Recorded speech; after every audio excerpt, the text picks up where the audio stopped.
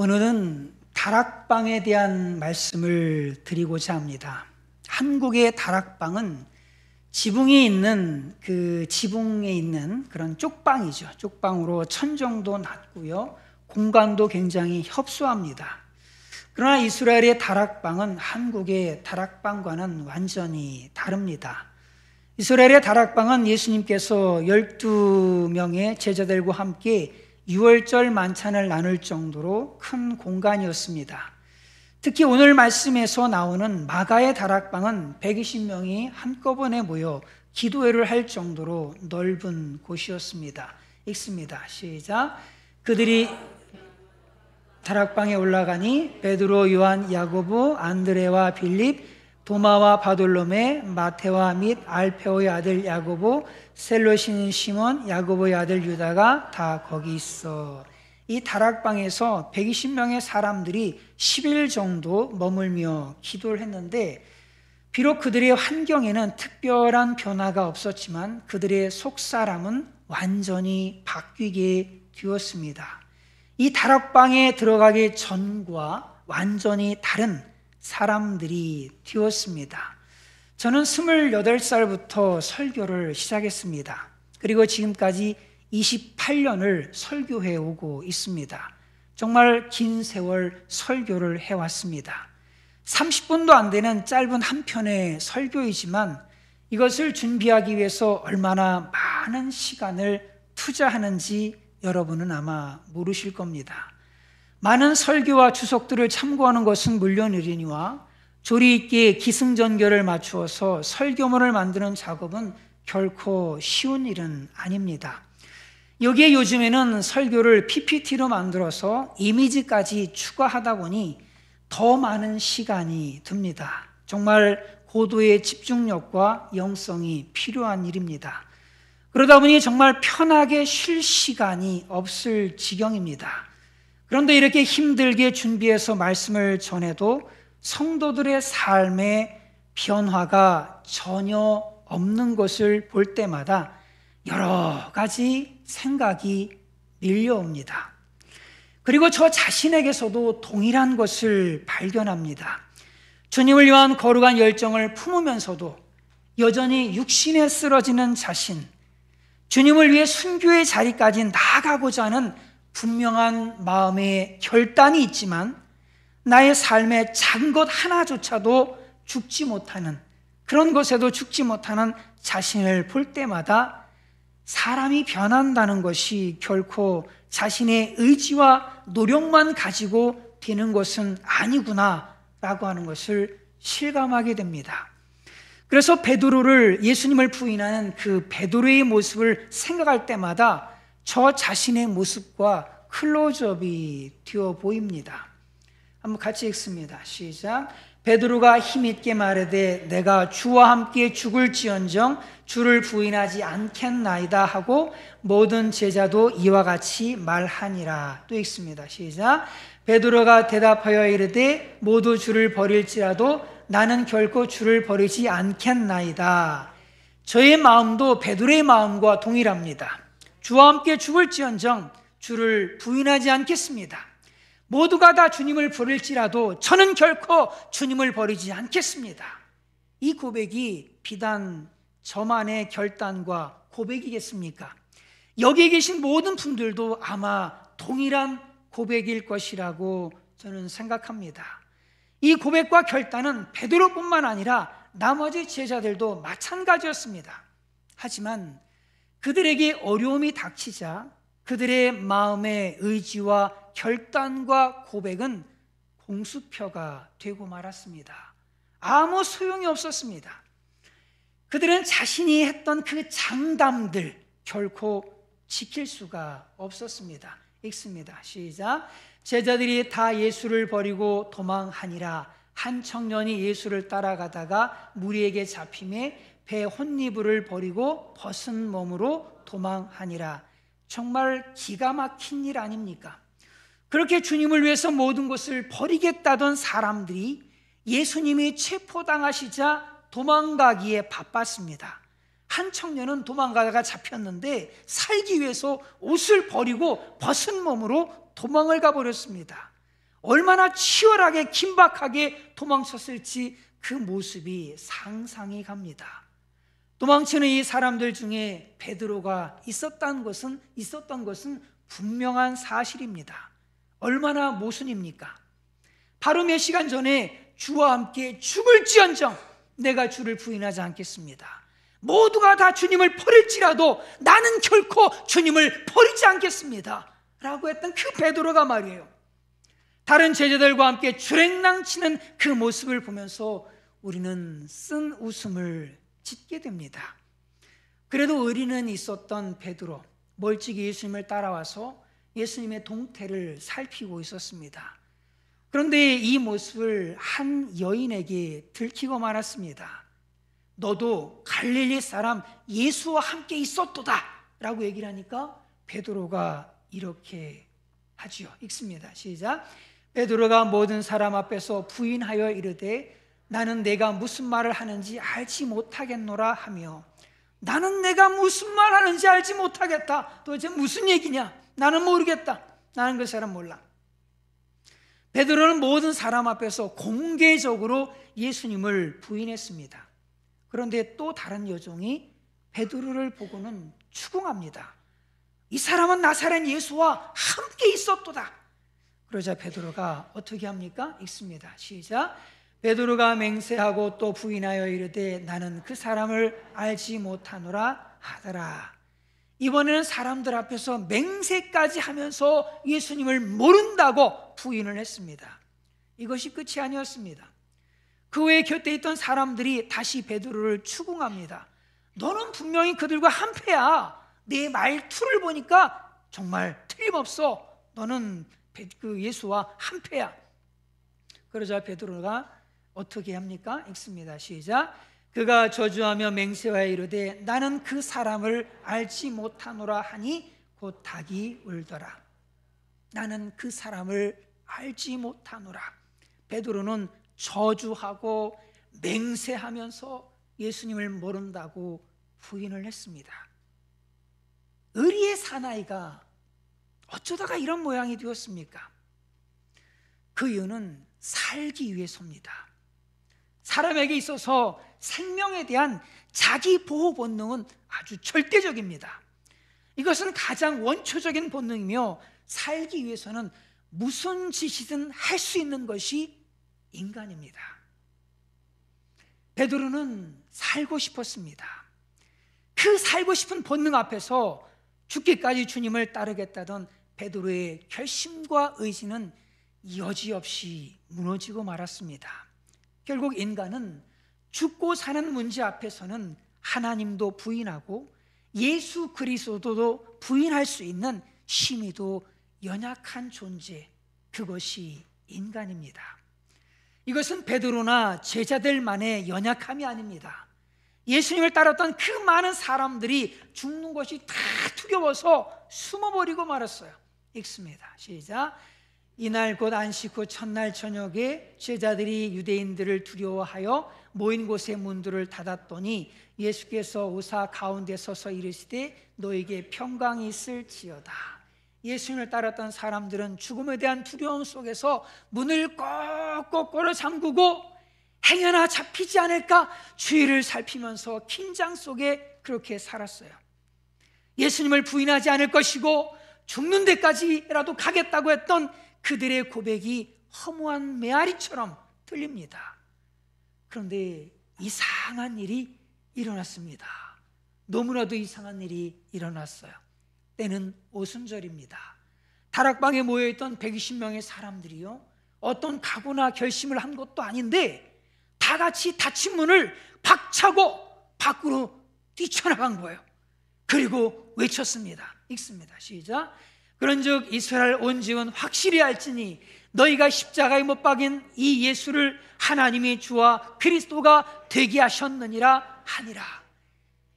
예수님을 십자가에 못 박아 죽게 했던 그 사람들에게 이렇게 얘기를 하는 거예요. 너희가 십자가에 못 박아 죽인 그 예수님, 하나님이 다시 살리셨어 라고 하면서 부활의 소식을 전하는 거예요. 그리고 뿐만 아니라 요한을 제외한 모든 사도들이요, 예수님의 부활의 소식을 전하다가 전부 다 순교를 당했습니다. 예수님을 3번이나 부인했던 베드로는 나 같은 자가 어떻게 예수님처럼 똑같이 십자가에 달려 죽을 수 있겠느냐며 거꾸로 십자가에 거꾸로 달려서 순교를 했습니다. 그들의 모습은 죽음을 완전히 초월한 모습이었습니다. 이 세상에 두려울 것이 없는 사람들의 모습이었어요. 살겠다고 도망치던 그들, 죽을까 봐 두려워서 꼭꼭 숨어 다니던 그들이 갑자기 바뀌어버린 거예요. 도대체 무엇일까요? 뭐가 갑자기 이들을 이렇게 바꿔버린 걸까요? 도대체 그 10일 동안, 열흘 동안 다락방에서 어떤 일이 있었던 것일까요? 다락방의 120명의 사람들은 그동안 자신의 힘과 능력과 의지와 결단으로 주님을 따를 수 있을 줄 알았습니다. 그러던 그들이 내 힘으로는 주님을 따를 수 없구나 라고 하는 것을 철저히 깨닫게 됩니다. 그리고 하나님 앞에서 철저하게 회개하면서 하나님의 도우심을 간구했습니다. 이렇게 자신의 한계를 절실히 깨닫고 고백하며 회개했던 장소가 바로 다락방이었습니다. 하나님이 도와주지 않으신다면 나는 할 수 있는 것이 아무것도 없어, 나는 할 수 있는 게 아무것도 없어, 나는 내 믿음도 지킬 수가 없어 라고 통회하면서 회개했던 장소가 바로 다락방이었습니다. 그러면서 예수님께서 하신 그 말씀을 그들은 깨닫게 됩니다. 어떤 말씀이냐면 이 말씀입니다. 읽습니다. 시작. 이에 예수께서 제자들에게 이르시되 누구든지 나를 따라오려거든 자기를 부인하고 자기 십자가를 지고 나를 따를 것이니라. 여러분, 얼마나 여러분 자신을 신뢰하십니까? 세상에 가장 믿을 수 없는 것이 혹시 여러분 자신 아닙니까? 내가 이렇게 하겠다, 이렇게 할 거야, 내가 저렇게 할 거야, 난 뭔가 할 수 있어 라고 말은 자신 있게 할 수 있겠지만 그 말을 정말 지킬 수 있는 사람들이 누가 있습니까? 생명의 위협이 오면, 나에게 엄청난 손해가 오게 되어지면 남아이런 중천금이 아니라 남아이런 공수표가 되고 말 것입니다. 그러므로 우리는 늘 자기를 부인해야 됩니다. 자기를 십자가에 못 박아야 돼요. 자기 신뢰를 버려야 됩니다. 자신의 연약함을 분명하게 알고 인정하고 철저히 하나님만을 의지해야 됩니다. 이때 우리 하나님께서 모든 시험과 유혹을 이기고 끝까지 믿음을 지킬 수 있도록, 믿음의 길을 완주할 수 있도록 우리 속에서 일하시기 시작할 것입니다. 우리 하나님께서 우리를 붙들어 주셔야만 우리의 결단이 지속될 수 있습니다. 우리 하나님께서 우리 속에서 일하셔야만 우리는 끝까지 주님을 따를 수가 있습니다. 하나님은 이렇게 자신의 연약함을 인정하면서 하나님을 신뢰하며 믿음의 길을 걸어가는 그 사람들 속에서 일하시는 거예요. 주가 일하시네, 주가 일하시네, 신뢰하며 걷는 자에게. 그러려면 철저하게 내 힘과 의지로는 주님을 따를 수 없습니다. 내 힘과 능력 가지고는 주님을 따를 수 없습니다 라고 고백하면서 나를 내려놓고 전적으로 하나님의 도우심을 구해야 돼요. 다락방은 바로 이런 자신의 능력의 한계를 철저하게 깨닫고 회개하는 장소였습니다. 이처럼 사람의 근본적인 변화는 자신의 무능을 고백하는 데서부터 시작됩니다. 그러므로 우리 자신이 얼마나 연약한 존재인지를 철저하게 깨닫고 하나님의 은혜만을 구하는 다락방의 회개가 우리 모두에게 있기를 주님의 이름으로 축원을 드립니다. 자기 무능을 철저히 깨달은 그들은 자신의 힘이 아닌 이제 하늘로부터 주어지는 그 능력, 하나님의 은혜를 구하기 시작합니다. 우리도 마찬가지입니다. 우리는 우리의 힘으로 우리의 신앙을 지켜낼 수 없습니다. 시련의 때, 목숨이 데려온 때 대부분의 사람들은 믿음을 지키지 못할 겁니다. 나의 목숨이 위협받을 때 주님을 부인할 겁니다. 나의 자녀, 나의 가족이 위협받을 때 모두 다 주님을 부인할 겁니다. 우리는 그럴 수밖에 없는 연약한 존재들입니다. 그러나 다락방에서 성령 충만 주시기를 위해서 기도했던 그 120명의 성도들은 달랐습니다. 자신의 한계를 절감했던 그 120명의 사람들은 육신적으로 세상적으로 의지했던 그 모든 것들을 내려놓고 오직 성령이 임하시기를 뜨겁게 사모하며 다락방에서 모여서 부르짖어 기도했습니다. 읽습니다. 시작. 들어가 그들이 유하는 다락방으로 올라가니 더불어 마음을 같이하여 오로지 기도에 힘쓰더라. 오로지 기도에 힘쓰더라. 그들은 오로지 기도에 힘썼습니다. 그들은 죽기 살기로 기도에 힘썼습니다. 하나님의 은혜가 아니면 아무것도 할 수 없음을 믿고 목숨을 걸고 기도에 몰두했어요. 이렇게 성령 충만 받은 그들은 죽음을 두려워하지 않고 끝까지 주님을 따를 수가 있었습니다. 이것이 그들의 의지와 결단이 훌륭해서가 아닙니다. 성령께서 그들을 붙들어 주셨기 때문입니다. 마태복음에는 이런 말씀이 있습니다. 읽습니다. 시작. 너희를 넘겨줄 때에 어떻게 또는 무엇을 말할까 염려하지 말라.